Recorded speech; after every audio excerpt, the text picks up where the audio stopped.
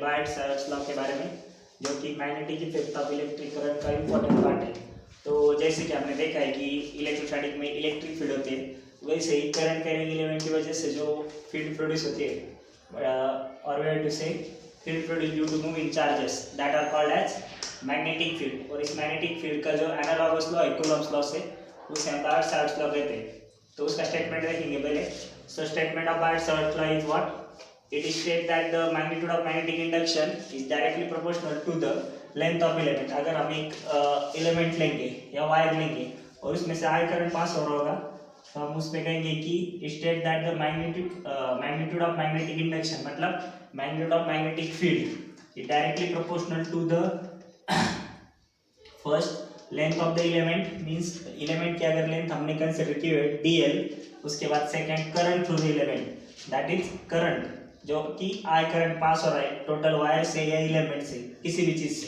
Then sine angle between the element और length of the element और element and line joining between the element and at the point at which we have to find the electric field, means इस element से this points तक, जिस point से हम अपनी electric field find करेंगे, उसमें से एंगल साइन एंगल लेंगे। उसके बाद जो अगला जो पार्ट है वो है inversely, and this field is inversely proportional to the square of distance between them, means इस एलिमेंट और इस पॉइंट के बीच में जो डिस्टेंस होगा उसका स्क्वायर ऑफ डिस्टेंस जो है उसको ये इनवर्सली प्रोपोर्शनल होगा।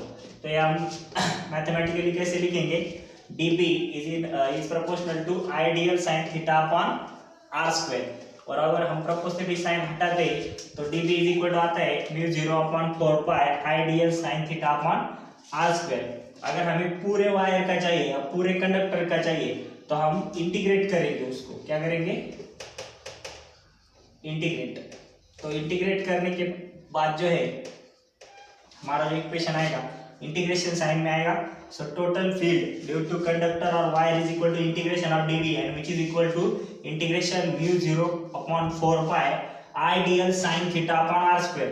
अगर इसको हम वेक्टर फॉर्म में लिखेंगे तो b bar is equal to μ0 upon 4 pi ideal into sine theta r bar upon r cube क्यों आया है? क्योंकि जो यूनिट वेक्टर होता है, अगर वेक्टर फॉर्म में लिखेंगे r cap is equal to, आपको पता है मैग्नीट्यूड अपॉन वेक्टर, तो vector upon magnitude r square पहले से है, उसको r मल्टीप्लाई हो जाएगा, r स्क्वायर इंटू r क्या आ जाएगा? r cube. यहाँ तक था बायट्स लॉ। अब उसका थोड़ा सा डिस्क्रिप्शन के बारे में हम देखेंगे। तो उसके डिस्क्रिप्शन में क्या आता है, जैसे कि हमने स्टेटमेंट पढ़ा है उसके बारे में भी पढ़ा है, ठीक है। तो अगले जो पॉइंट है, इसका जो कांस्टेंट है उसकी वैल्यू क्या आती है? μ0 upon 4 pi is equal to 10⁻⁻⁷ tesla. जो टेस्ला जो यूनिट है, the unit of magnetic induction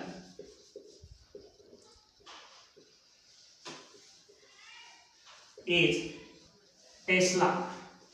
ऐसा यूनिट जो है वो टेस्ला है और वेबर पर मीटर है। ये दो यूनिट इसके आते हैं, ठीक है। सो हम यहाँ पर यूज करेंगे टेस्ला। सो अगर इसका यूनिट टेस्ला होगा मैग्नेटिक फील्ड का, तो जो हमारा μ0 अपॉन 4 पाई का यूनिट आएगा उसके कारण वो है टेस्ला मीटर पर एम्पियर, क्योंकि ये लेंथ ये कैंसिल हो जाएगा, साइन एंगल जो है उसका कोई यूनिट नहीं होता, तो उसका यूनिट आ जाएगा, ठीक है। अब इसके यूनिट के बाद आप देखेंगे सिमिलरिटीज और एनालॉजी।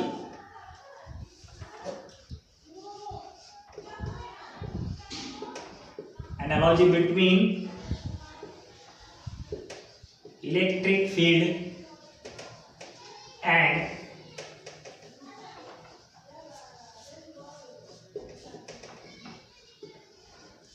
Magnetic field. अब क्या एनालॉजी है और क्या उसके बीच में जो डिफरेंस है उसके बारे में पढ़ेंगे। तो electric field is form due to scalar quantity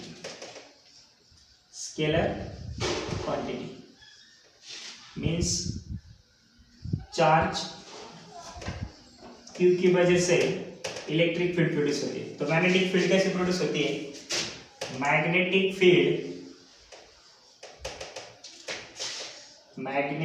field produce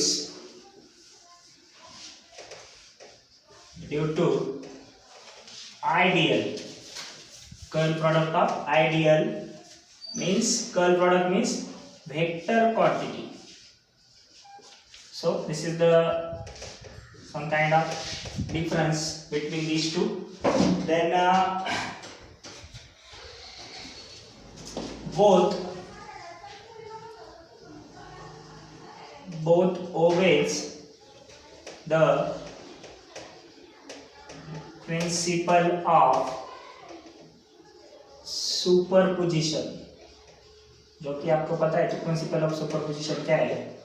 तो दोनों ही क्वांटिटी क्या करते हैं? प्रिंसिपल ऑफ सुपरपोजिशन ओबे करते हैं।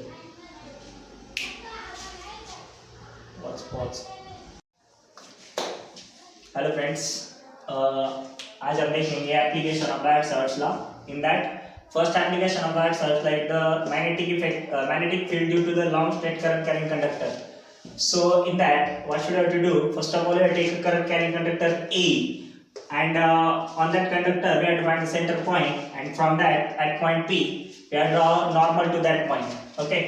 After that, we have consider a small element on that is dl, which having the 2 points CD. So this is the small element we have considered on the current carrying long straight conductor is dl, and which is we have named as a CD. Okay. So after that, for the upper elevation we have to draw the angle theta1, and lower elevation means on the negative side of that we have to take a theta2, and angle from the element dl to the point P is phi. So according to our law, Bayer-Savart's law, we apply the magnetic induction due to the smallest element dl, and which is small field, which is given as dB is equal to mu0 upon 4 pi I dl sin phi upon r square. So due to this, and the distance from the element is r, so that's why we have to take r by the Bayer-Savart's law. Okay, so we have to say it as equation first. So we have to find for the elevations theta1 and theta2. We have to solve the derivations according to the mathematical terms. So I will solve this. So first of all, यहाँ पर हम देखेंगे, first हम this sign को हम differentiate करेंगे. So कैसे? In that we have taken triangle CDF. Here we have taken triangle CDF. From C to F we have draw perpendicular to that point F, and this is the angle 90. So from in that triangle, this is the right angle triangle. So according to the trigonometric function, sin phi is equal to CF upon dl, and according to that equation we have taken as dl is equal to CF upon sin phi. तो इस equation को हम हमारे वो equation 1 में use करेंगे। तो हम dl की वैल्यू क्या पुट करेंगे? sin phi upon CF upon sin phi. So sin phi going to get cancelled. So remaining equation is what? dB is equal to mu0 upon 4 pi I CF upon r square. अभी हमको CF की भी यहाँ पे जरूरत नहीं है, CF को भी कैंसिल करना है। तो आगे हम क्या करेंगे? यहाँ पर ट्रिग्नोमेट्रिक फंक्शन का यूज करेंगे और ट्रायंगल लेंगे CFP. सो इस ट्रायंगल में भी d theta is the smallest angle. So for cosine function के लिए लेंगे हम CF upon r is equal to d theta. Okay, so CF is equal to क्या आएगा? r d theta. सो इसको हम CF के जगह पे पुट करेंगे.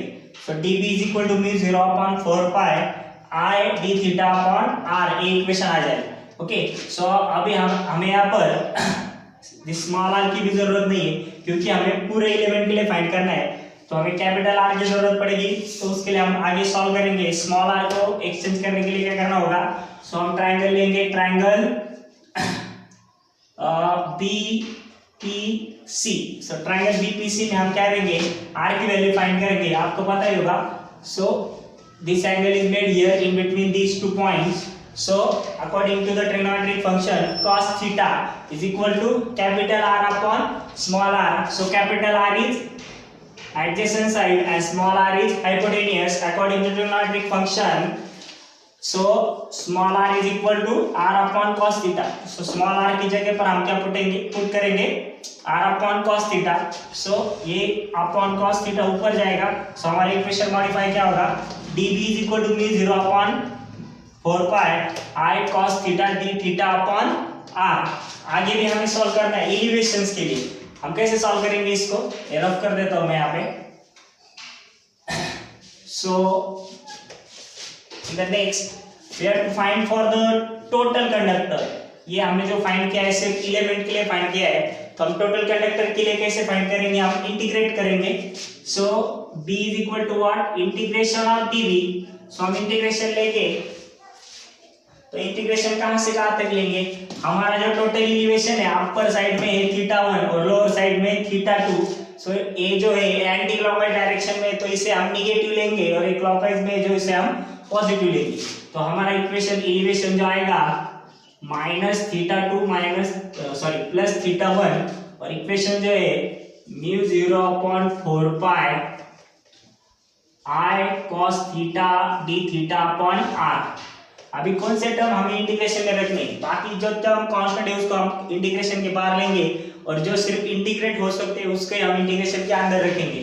So b is equal to क्या आएगा, इंटीग्रेशन माइनस θ2 θ1। सॉरी, हम जो टर्म्स इंटीग्रेशन में नहीं रह सकते, मतलब जो कांस्टेंट है वो इंटीग्रेशन के बाहर लेंगे। सो कौन सी है, म्यू 0 अपॉन 4 पाई, r भी कांस्टेंट है उसको भी बाहर लेंगे, i। सो जो इंटीग्रेशन में जो टर्म्स रह सकती है वो है minus θ2 θ1 cos theta d theta. Okay, so आगे हम सॉल्व करेंगे इसके लिए। सो सॉल्व करने के बाद हमारा जो इक्वेशन आएगा वो क्या है, देख सकते हैं आप अच्छे से, b0 i upon 4 pi r। After applying integration, we have the integration of cos theta d theta is sin theta। So sin theta, it changes from theta to θ1। ये आएगा mu 0 i upon 4 pi r square bracket of upper minus lower sin theta minus sin minus θ2। So minus sine outside आ जाएगा, equation हो जाएगा mu 0 i upon 4 pi r square bracket of sin θ1 plus sin θ2। So this is the required equation magnetic field due to the long straight current carrying conductor. इस तरह से हम equation क्या कर सकते हैं, सॉल्व कर सकते हैं। ठीक है, अब अच्छी तरह से देख लो कि हमने डायग्राम को कैसे मॉडिफाई किया है। उसके बाद सिंपल ट्रिग्नोमेट्रिक फंक्शन और ट्रायंगल रूल्स यूज करके हमने कैसे फाइनल इक्वेशन को प्रूव किया है। Okay,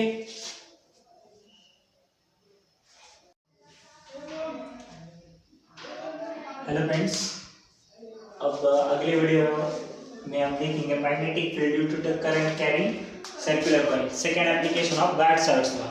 So in that we have to consider a current carrying coil which having a current I, and that coil having the radius A। Okay, so in that what we have to say, we have to find the magnetic field at point P along the axial coil of circular coil of current। Okay, so in that we have to use the Watt-Schur's law, and using the Watt-Schur's law we have to find the field at that point। So only we have to find the field along the axial point। Okay, so how we find, so magnetic field at a point due to the element dl। so हम पहले क्या consider करेंगे, element dl consider करेंगे, upper part और lower part. Okay, so at point P the field is directed like this, and the resultant field is this dB produced here, also due to the upper and lower elements। so this is the dB also। here let us consider, we have drawn normal here to the axial principal axis। so this is the normal, and we have to prove that the angle produced in between normal and the resultant field dB is theta also। so according to the trigonometric ratio, we have to say that along this our field is dB cos theta। this is also dB cos theta। जैसे कि हम vectors के rule use करेंगे तो यहाँ मिल सकता है। उसके बाद क्या करेंगे, along the this axis our component is due to the lower element is dB sin theta, and also due to the upper element is also dB sin theta, both are in the same direction. Okay, so इसमें क्या होगा, ये दोनों opposite direction में तो एक दूसरे को कैंसिल कर देंगे। So this element and this element are cancel each other and these two are added together. Okay, so according to the magnetic field at point P due to the circular coil, पहले हम element के लिए find करेंगे, उसके बाद circular coil के लिए जाएंगे। So first what we have to do here, in that we have to say that the field due to the element, the angle between the element and this side is 90 degree. This angle is always 90 because when we rotate this side, at that time what happens, the angle between this element and this side R is always 90. So we have to use this angle here, that is sin 90. So according to the Bayes-Savart's law, what we have to say, dB is equal to mu 0 4 pi I dl sin 90 upon r square. तो यहाँ पर 90 angle क्यों लिया है, जैसे कि हम ये डायग्राम जो 3D डायग्राम है, इस डायग्राम में हम क्या देखेंगे कि ये जो एंगल बिटवीन एलिमेंट और जो साइड आर है उसमें जो एंगल रहेगा वो ऑलवेज 90 डिग्री रहेगा। Okay, so sin 90 is 1, so our reform equation is what, dB is equal to mu 0 upon 4 pi I dl r square. so हमें आगे सॉल्व करना है, हमें ये सिर्फ ये नहीं फाइंड करना है, हमें क्या फाइंड करना है, सो ये कैंसिल होता है तो हमें क्या फाइंड करना पड़ेगा, dB sin theta. So along axial point dB sin theta क्या आएगा, dBx is equal to dB sin theta. So हम dB की वैल्यू पुट करेंगे mu 0 upon 4 pi I dl r square into क्या आएगा sin थीटा। अभी जैसे कि हमें पता है r square की वैल्यू क्या है, according to the Pythagoras rule, this is a and this is x and this angle is 90, so this is the hypotenuse.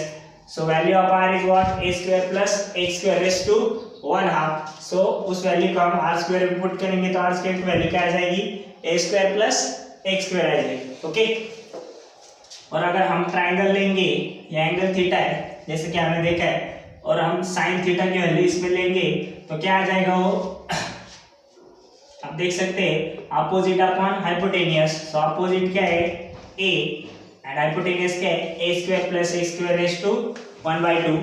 सो यहाँ पे पुट किया, इसका एंगल इसका जो पावर है 1 है, इसका 1/2। जब ये मल्टीप्लिकेशन होते हैं तो पावर क्या होती है, एडिशन।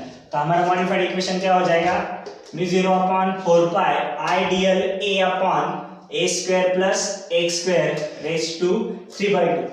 आगे जाके हमें क्या करना है, अभी ये हो गया स्मॉल एलिमेंट के लिए, तो हमें क्या करना है, पूरे कॉइल के लिए फाइंड करना है। तो हमें इक्वेशन को क्या करना पड़ेगा, इंटीग्रेट करना पड़ेगा। ठीक है, तो कैसे इंटीग्रेट करेंगे हम देख सकते हैं हम अच्छे से। ठीक है, सो b is equal to what, integration of dB which is equal to what, integration of mu 0 upon 4 pi I dl a upon a square plus x square raised to 3/2। बाकी के सारे टर्म्स कांस्टेंट है, लेकिन यहाँ पे जो change हो रहा है वो एलिमेंट की लेंथ चेंज हो रही है, और हमारा एलिमेंट फाइनली क्या बन जाएगा, एक सर्कुलर कॉइल। तो हमें इंटीग्रेट क्या करना है, एलिमेंट की लेंथ को इंटीग्रेट करना है कि बाकी की जो टर्म्स है वो कांस्टेंट रहेगी। ठीक है, सो बाकी term outside the integration. So mu 0 upon 4 pi I a, ठीक है, a square plus x square raise to 3/2। Integration में क्या आएगा, dl।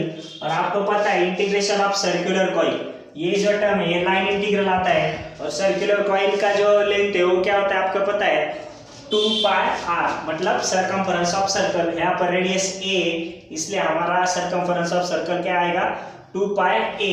तो पुट करेंगे हम mu 0 I a into 2 pi a upon 4 pi a square plus x square raised to 3/2।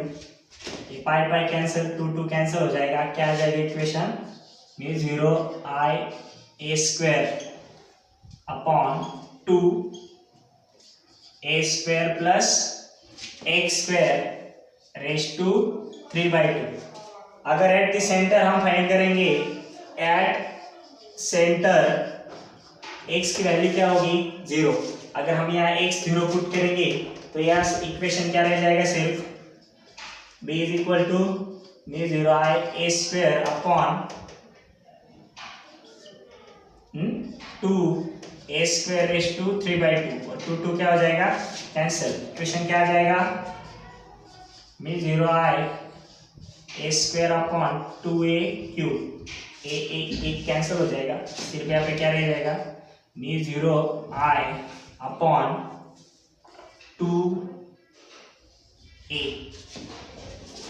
ठीक है, सो ये हमारा इक्वेशन होगा due to the circular coil, जिसको हमने बायट-सैवर्ट्स लॉ यूज करके सॉल्व किया है। ओके, आप अच्छे से देख सकते हैं। Okay, so subscribe my channel and like the video. Thank you.